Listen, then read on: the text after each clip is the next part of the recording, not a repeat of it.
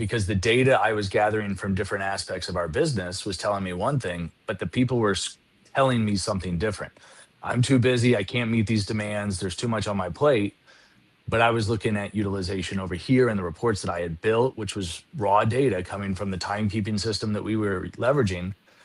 And what I realized was I was not asking the question. So it actually, if you go all the way back, I was sitting here in my basement watching the episode of Ted Lasso where he's in the bar with the dart scene, right? Okay, And yeah. he quotes Walt Whitman, be curious, not judgmental. And that Mm, really was, I sat there and I was like, that's it. My wife's like, what's it? And I'm like, that's the missing part. I wasn't asking the right questions.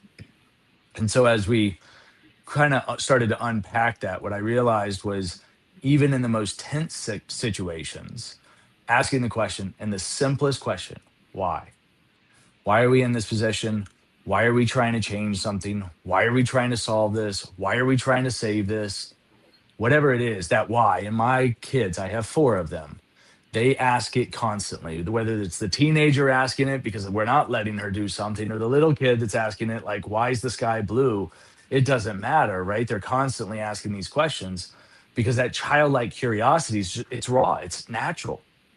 They're trying to understand the world around them and they have no predisposition as to why it should be that way. And one of the things I realized as I was doing a lot of reading, tons of reading and research and all that, was the childlike curiosity is something special because mm. they are not burdened with making the fast decisions, trying to make 32 decisions a day when you should be making 12 or whatever it is, right? So as we grow up in our professional careers, we're often kind of bound by this time constraint that kind of starts to dampen our own curiosity. Do I have the time to deal with the questions right now? Do I have the time to ask what I'm really thinking? Or is this good enough? Let's go solve the next problem, right? And so I love. oftentimes it's a matter of stepping back and being like, hold on, nobody's asking the right questions. Like we're solving the wrong problem. And our chief Yeah. of staff is amazing at being like, are you guys talking about the real problem here? Or are we talking about the symptoms? And unless you start asking the whys, right? And Toyota was famous for the five whys. I, Yes. Yes. I have to balance. So in the consulting world, I focus on three whys. Maybe it's because I played baseball growing up and my son plays it now. So everything's three strikes. But you're sitting there. And so you're asking why. And eventually you get to a point where everybody's comfortable. But if nobody's asking the questions, that's when you're in your own head at that point, and you really run the risk of making a bad decision, not for lack of caring, but just lack of perspective. Well, I love that Ted Lasso and your children brought curiosity back into your realm. And what I love about what you said, so many things. One is I notice that sometimes people do have a tendency to fully rely on just data. And what I'm in interviewing business owners or founders, hands down, what a lot of them say is that in order to scale a business, you also have to tap into your own intuition. And to do that, you need curiosity to be able to ask Correct. yourself and self-reflect on those questions, right?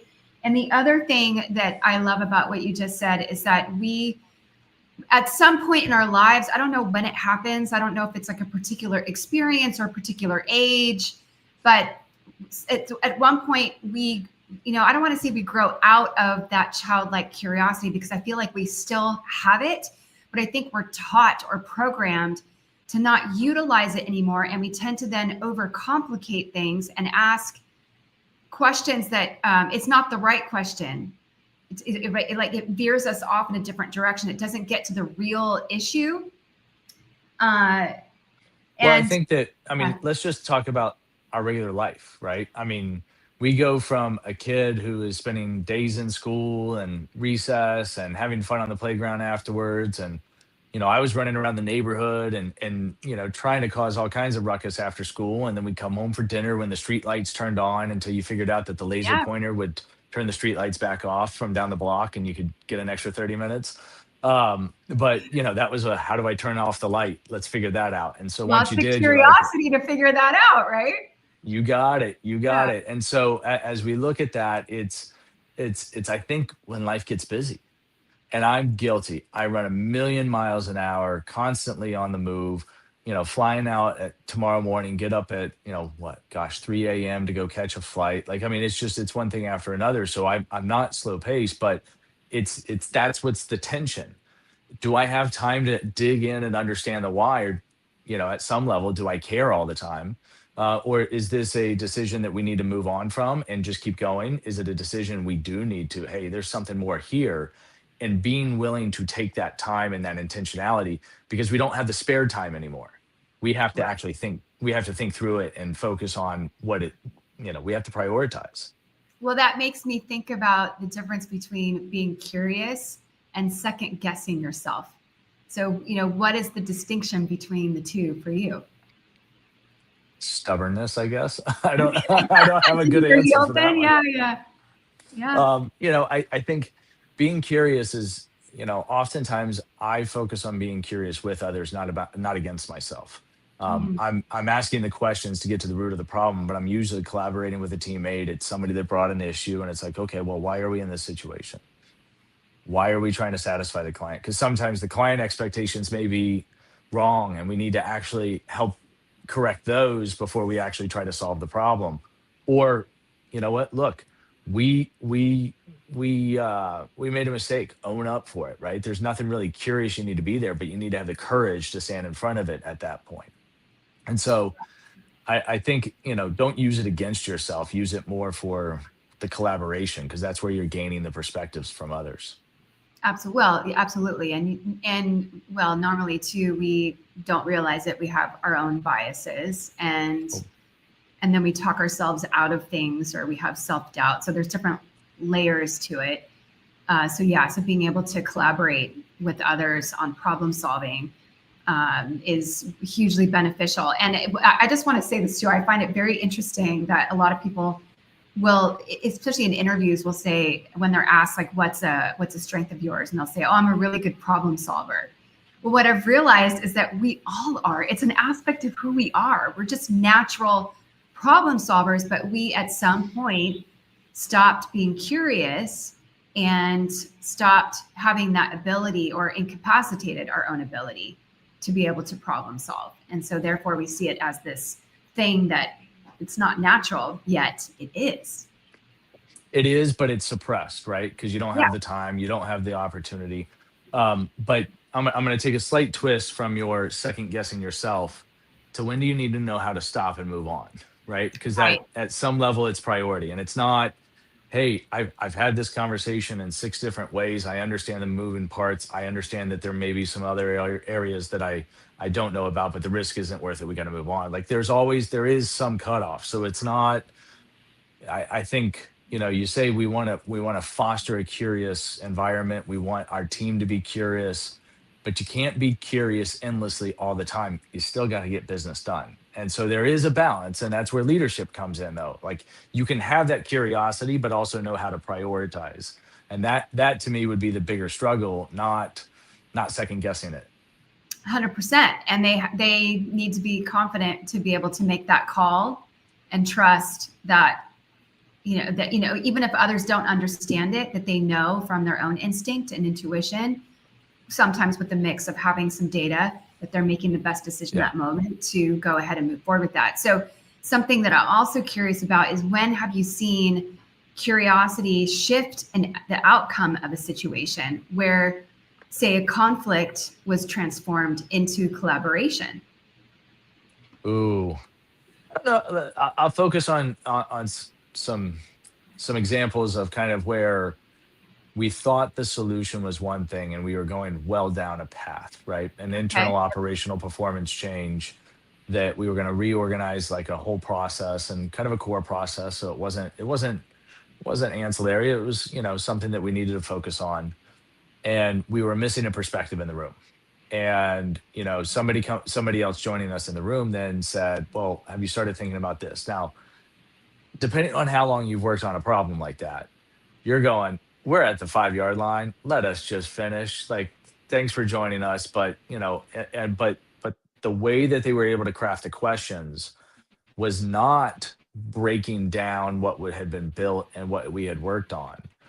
but rather kind of the curiosity of the underlying framework. And what we discovered was we had underappreciated another area of the business that was, I wouldn't say would have suffered, but would have not benefited from the changes. And by making a few tweaks, we were able to make it more holistic, right? And so having the right voices and the different perspective in that issue, and being open to somebody who may not have been core involved but had a great input. It's, it's hard to know who all should be in every room, but being open to it and more perspectives often yields better results.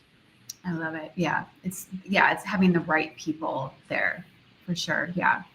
So this is where I want to move on to resiliency. But before I do, here's another question for the audience. Think about a recent challenge that you have faced. Did you lean in with curiosity or reflecting on it? And do you think that you tried to control the outcome? And if you did lean in with curiosity, what changed when you got curious instead of reactive? So that, ties in with our ability to be resilient, because sometimes we want to control and sometimes we're being reactive versus resilient. So that's a word that I started to hear a couple years ago at the beginning of COVID, I would really say. And now we hear about it constantly, but I think it's often misunderstood. And I've observed leaders figuring out what real resilience looks like and feels like for them in real time, especially when things don't go according to plan. So When do they go according to plan? Well, fair enough, right? Yeah, it's really true. So what do you think are some misconceptions leaders have about resilience? Ooh, I think, resilience is not perfect, right? I don't think that it is a finish line. I don't think it is a destination, if you will. To me, it's more about being able to stay on the journey and being able to course correct. I think oftentimes when we react to a situation, it's to solve a problem, but sometimes that's not the best reaction. Our founder, I believe it's our founder's daughter, said it once: "Is your problem is not your problem. Your reaction to your problem is your problem." Oh, yes. And Yeah. great quote. And it's one of those that oftentimes, because of what we as a company do, right? We consult and testify on high stakes litigation. Tensions are high, stress levels are through the roof, and every detail matters. But you don't always get it perfect. We have people in play, right? And so whether it's a miscommunication, a mistake that happens that we have to correct, how we stay resilient is not by overreacting, but by doing what's right and standing in front of it rather than behind it. And so, as we like to say, oftentimes we stand in front of our testimony, not behind it. And Mhm. we're actually willing to put ourselves out there because we believe in our process and our people in our process, so much so that, look, we'll take a lump here and there, but we'll stand by it, right? And I think that kind of resilience of being able to stay the course despite bumps in the road is what you should be looking for, not, hey, we finally found the golden road and we're here and now it's smooth.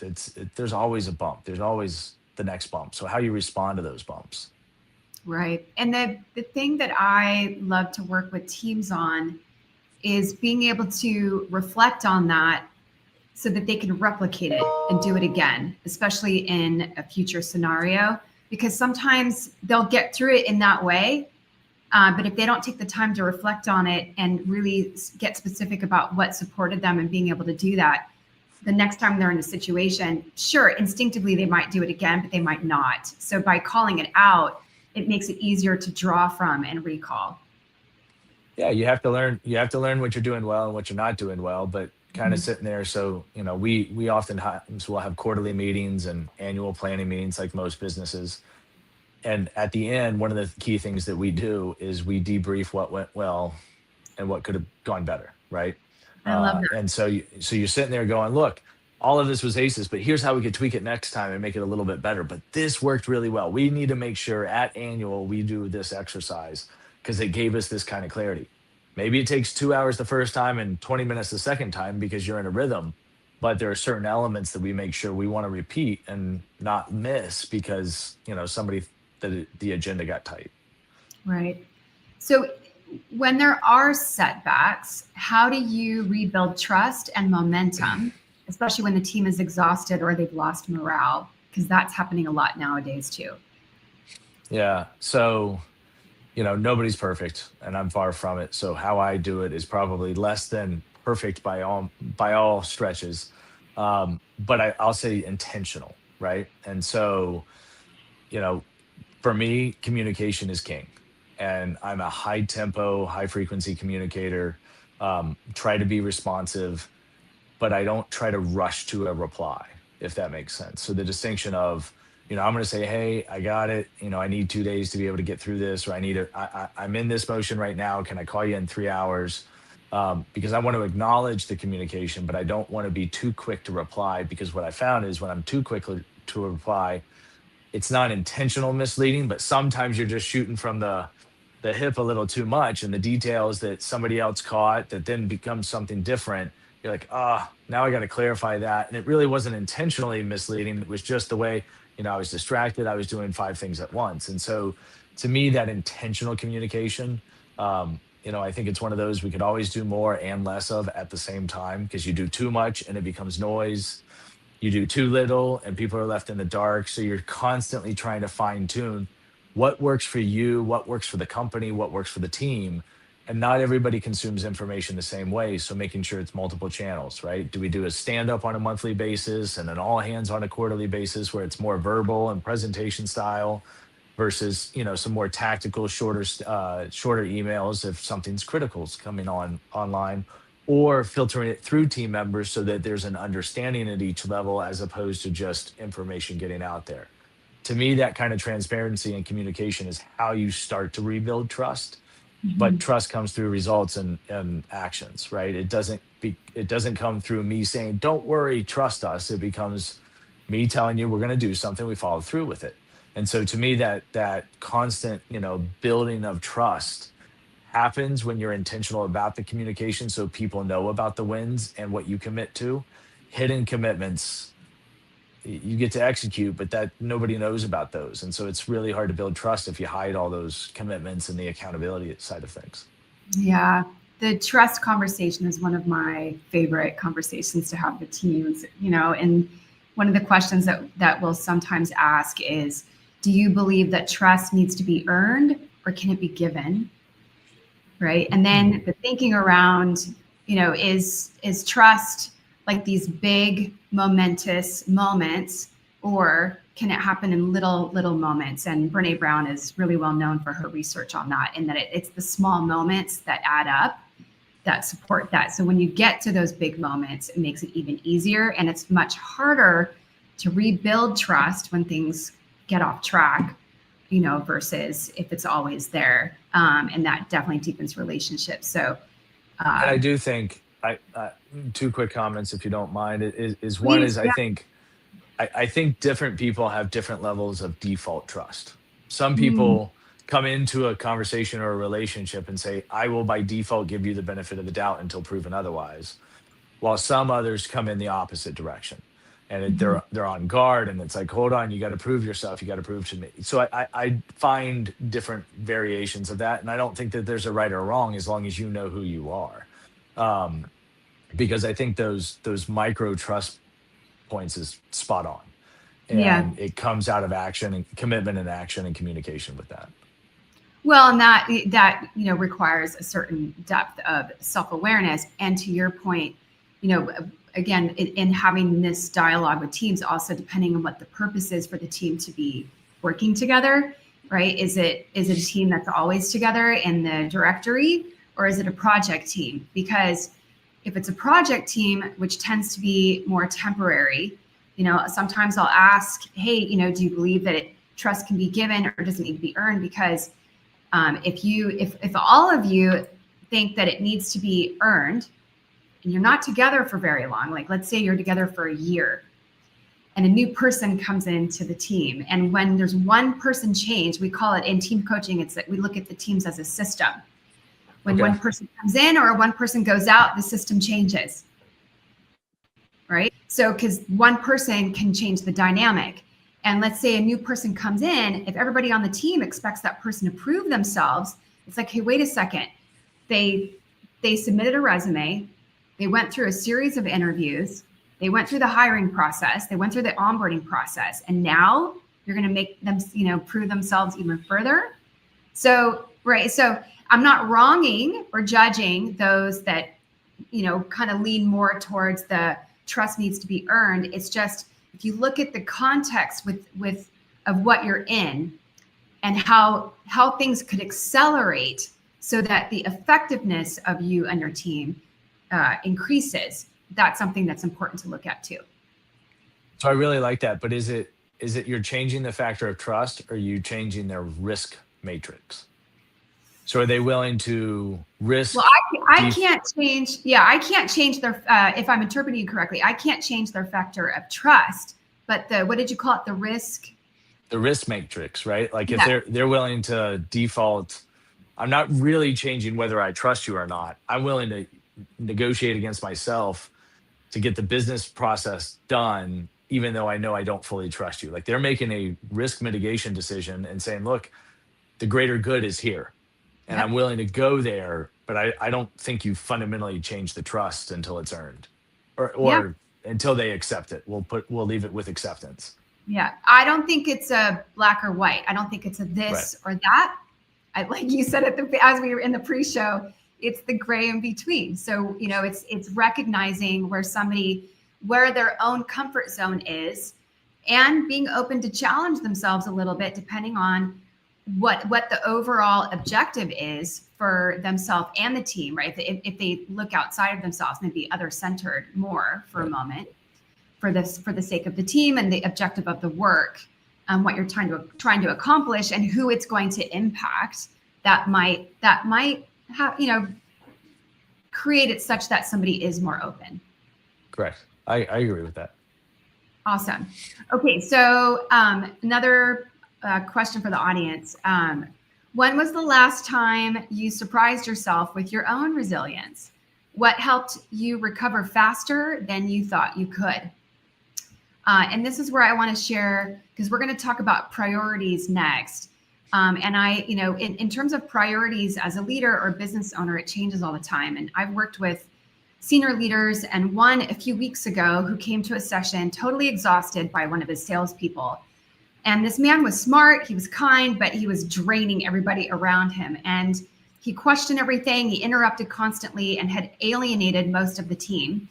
My client was frustrated, out of patience, and unsure how to lead him without blowing up the relationship. So in one session, we unpacked what was actually happening, which wasn't defiance.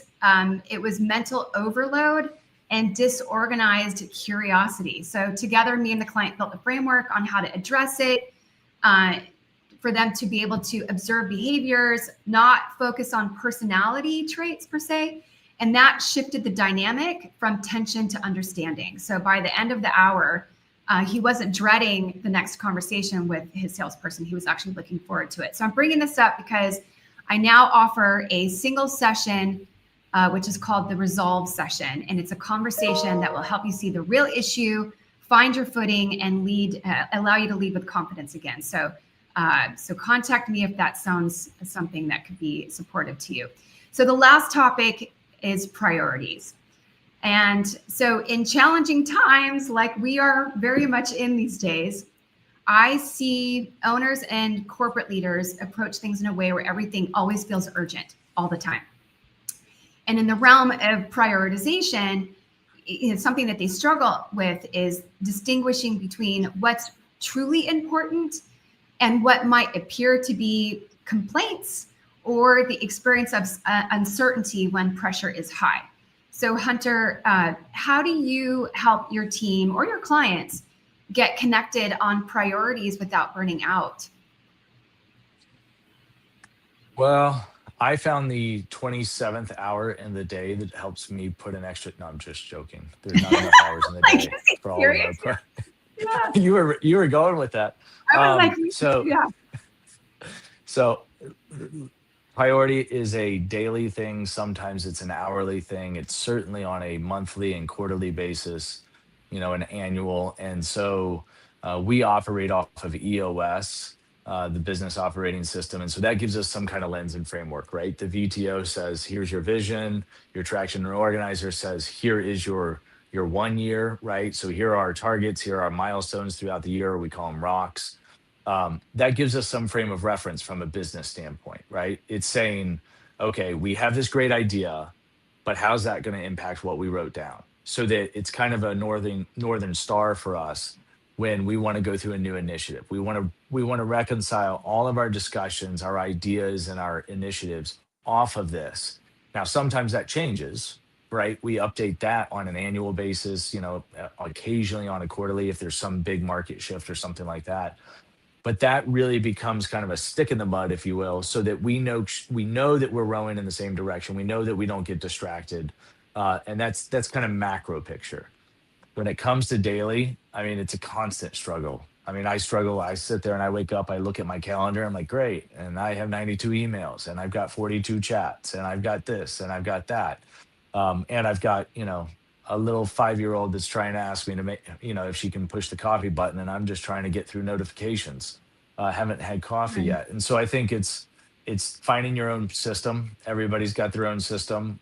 From I need to clear my communications because that gives me angst before I make a big decision. So that I kind of need to clear the inbox and get clarity so that then I can focus. Others, I've heard, they focus first so that they're not distracted by the communication. But remember earlier, high tempo communication is one of my things. And so I've got to make sure that that is satisfied so that then I can focus. And I think part of it is saying no part of the time or a lot of the time. I don't need to be in every meeting. I've got to trust the team. So we've got to get to that point where I can say, no, I don't need to be there. I need to focus on this. But oftentimes I kind of put it into an investment mindset of where's the greatest use of time, right? Yes. Where am I, Yeah. where's the company going to get the greatest use of my time, my ROI, my attention, and really trying to focus there. I think, at best, I'm 50% on a regular basis, but hopefully I don't let it lapse too long and it becomes a problem, right? Because then somebody comes back and says, hey, hold on, what happened to this? And it's like, I knew I dropped something. I just didn't know where. And for me, if we go back to the couple conversations ago, insofar as trust, owning the mistakes as part of that prioritization miss is like, should have given clarity on that. My bad. How do I adjust? And owning part of that is where that trust comes in because you're not going to get it right all the time. Something that should have been a priority yesterday that you now know should have been a priority yesterday, and you got to play catch up. So to me, that kind of transparency into the why, even it is a priority, but then also being able to shuffle and understand that, you don't need to stay too firm on that. We live in a very fast paced, very high tempo changing world that, you need to have that agility. You can't be so rigid, you can't adjust.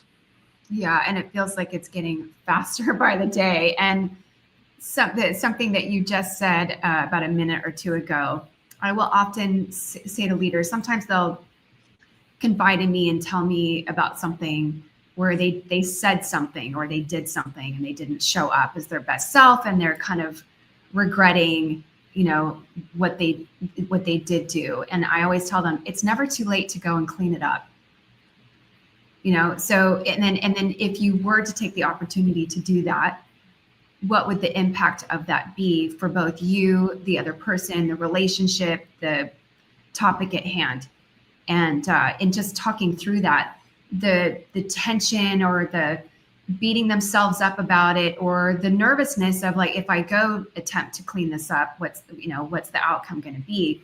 It starts to dissipate. And then by the end, they're like, yep, I can go do this. And it's pretty powerful being able to do that. But yeah, I always say it's never too late. Even, Never too late. Yeah. Yeah, and one of the things that we've actually done, I've done it a couple of times over the last couple of years is, listen, I'm not ready for this meeting today. I'm in a sour mood, Mhm. don't feel well, got this barking down my neck. What do we have to accomplish today versus what can we move?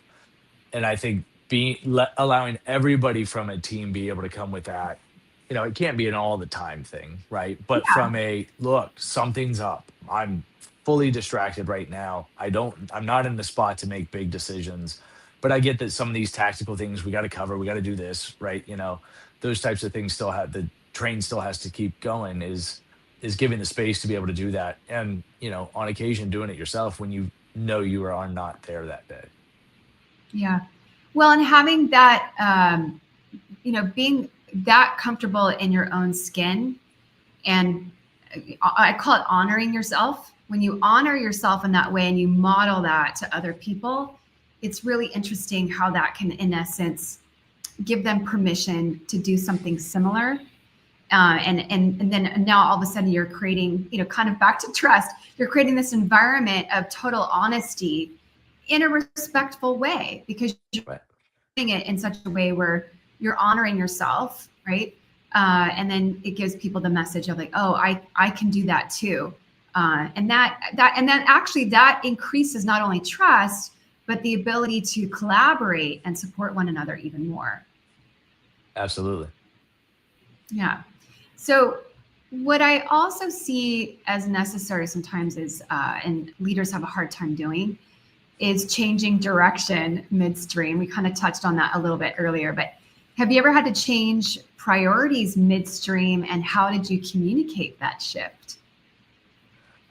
We've done our fair share of shifting over the years. I We're bet. privately held, so I think oftentimes we probably have the opposite problem. As a consulting firm, you're rarely comfortable, you're rarely stuck in your ways, and you're quick to shift, which has its benefits and its fun adventures. I think one of the times that we had probably put out some strategic messaging one way, and we realized that we didn't quite have it right, or better yet, what we realized in a couple of ways is what we had thought we had said was not what we had said. And so that clarity really added a whole level of like complication to it. And so it was getting back, and I believe it was at an all hands, is we explained what was the disconnect and why that the words may be changing and the icon may be changing on the screen, but the reality was the core idea behind it is still true north, right? We went back to our goals, we went back to our strategies, and helping others understand why you're changing directions is as important as the change in direction.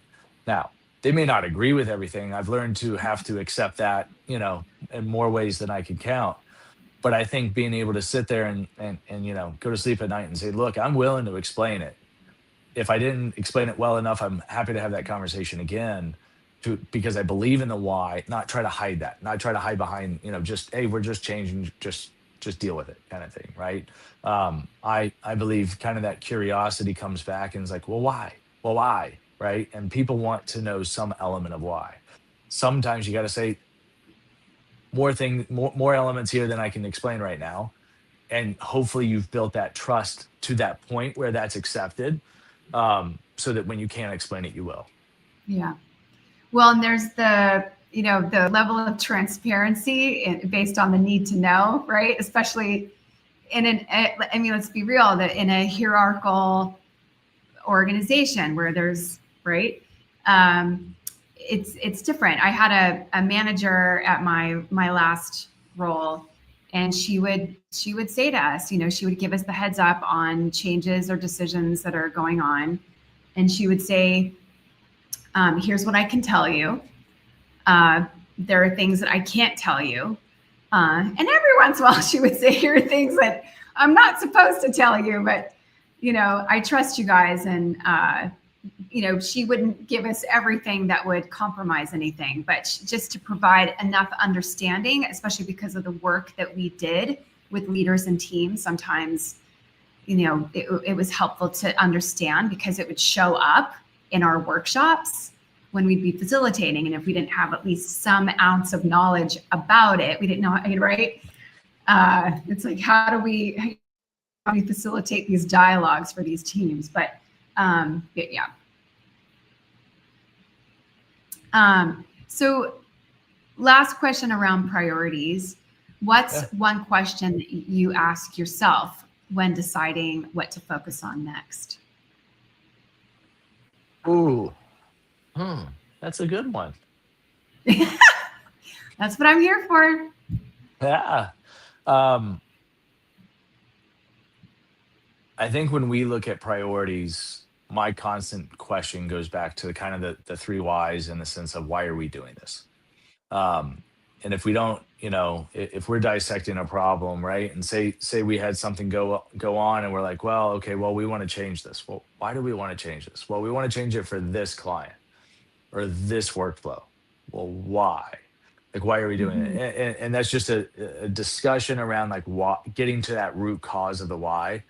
So when we're talking about priorities, and I'm thinking big picture priorities, right? Not which email am I going to respond to next or who am I going to call Yeah. next, but a strategic initiative that we're going to invest in, whether it's time and money or what have you, is I'm sitting there going, okay, but why? Right. And if we can't get to a point where we understand the why so clear that I could explain it to my teenager, because I think that it should be that simple, that direct, then we're off at some point, right? And so it's probably not the number one priority. Um, so Dan, our founder, and I were going through it recently, and it's like 6 initiatives that we've been kind of mulling over and trying to understand them, but we're not going to kind of kick them off in earnest until we understand the why behind it. We have a plan, and we've kept a lot of those back because the why is not clear enough yet. And so I think, that helps with the communication, because then when somebody has those tough questions of, well, why are we changing it this way? And why do you want to do it this way? If you haven't gone through that process, then your answers are kind of hollow and you erode that trust, right? Because if they're like, wait, hold on, that doesn't make any sense because of this, and you can't kind of at least defend it in some way. I Mhm. think that oftentimes we get mixed between here's what we're doing and here's how we're approaching this and why, and okay, but let's change it. No, no, no, like, hold on, like, let's get through the explanation and the why first rather than jump straight into discussions, because oftentimes it should be answered by the explanation, which, look, if you look through the lens of, if I'm answering or asking myself, why did we spend the last 6 months doing this? And I don't have that clear picture, you're kind of scratching your head going, there's got to be something more important. Absolutely. Yeah. Yeah. And that's where, I mean, it can provide a lot of learning too. Although, how much, it's kind of like what we were saying earlier. It's like, at what point do you make that decision to say, Right. we're stopping this, we're going to make a shift, we're going to pivot? How much Yeah. longer do you go on for it before it becomes not just a disruption, but an actual, uh, what's the word I want to find? Distraction. That, sure, that too, right? Yeah, absolutely. Well, as we start to wrap up, so another question for the audience in terms of priorities. If you had to name your top 3 leadership priorities right now, are they based on urgency or importance? Because that's something I see show up in coaching sessions a lot too. So Hunter, I really appreciate the practicality of all of this, and you've given us a real look at, curiosity, resilience, and prioritization, because these are muscles that leaders have to build in business, especially when working through challenges. But I also want to ask you, when you look back at the toughest times in your leadership journey, what did they teach you about yourself? Ooh, you save the good questions for last. I see how that Of works. course. Well done. So I took on the COO role in January of 2020. We were having the best quarter of the company's history, and then the world came crashing down. Hmm. And I had to learn elements real quick and in a hurry that I wasn't familiar with necessarily. The world wasn't familiar with the situation. And so staying open and kind of, okay, what are we going to do? But getting feedback from colleagues that I was quick to make decisions. I was short. I was getting, on that wit's end. So sometimes having that small group of colleagues, right? Not everybody can be this, but having that small group that can kind of call you out and be like, hey, you're off today. What's going on? I think having that around you and having that trust circle helped Yep. me be more curious, because I realized I could kind of go further out on the edge because I had a team that was around me that I trusted to say, hold on, pull back. Um, Mhm. and so, as you're looking through any kind of resilience, to me, it's somewhat self-reflection of saying, okay, what can I do better next time? Because I'm always looking for that next level, that next edge, that next, something. Is knowing who you have around you that you can be supported by is as important as to the own decision and information you've got. 100%. Yeah. People that are going to lift you up as well as challenge you or call you out and say, hey, wait a second. Yeah. Hugely impactful. Absolutely. Well, thanks for your insight. How can people find you and learn more about you? And also, you mentioned something before we went live about a new book that you now have out. So share about that really quick. I did. So earlier this year, I gave a TED Talk out in Bath, UK, called Caffeinated with Curiosity, which was really kind of a culmination of some of the thoughts that I had going on. But then in the course of that, I also wrote a book called The 5-Year-Old CEO, The Power of Childlike Curiosity and Leadership. And we talked through some of the elements, but there's more there. But the idea here is that, we need to make sure that we keep that as part of leadership, truly asking the questions. In a world that we have instant access to information and quote unquote answers, we don't necessarily always have the wisdom or the knowledge to be able to leverage that into the best decisions as leadership. So making sure that stays at the forefront. LinkedIn's probably always the best. Hunter McMahon on LinkedIn, or you can find me on our website at idsinc.com. Nice. Perfect. Well, I appreciate you being here. And this is a topic that I could talk about a lot. And your book sounds amazing. So anyway, for those that have listened to this episode, I do have a gift for you because in most of my sessions, two things come up. One is difficult decisions and hard conversations. And I've created the Conversation Prep Toolkit. It's a complimentary guide, and if you sign up for my newsletter, it will be sent to you. So, Jesse, I'm hoping you have that link, and if you don't, we'll get it to you so we can put it in the chat. Let's see. So, also, stay connected. If this conversation resonated with you, you, of course, can subscribe to my newsletter and learn about upcoming episodes and also insights for leaders and founders. Also, follow and like my business page so that you don't miss future lives. And also share this episode with someone who's ready to turn their, look into this topic around resilience and curiosity. If they want to turn the knob up on that for themselves too, this could be a good one. But Hunter, before we say goodbye, is there anything else that you want to bring up that we didn't cover or talk about today? No, I really appreciate the time and the opportunity. As the quote came from Ted Lasso, be curious, not judgmental. Nice. I love it. All right, everybody. I'm Alanna Levenson, and this is Alchemize with Alanna. Thanks for listening, and we'll see you next time.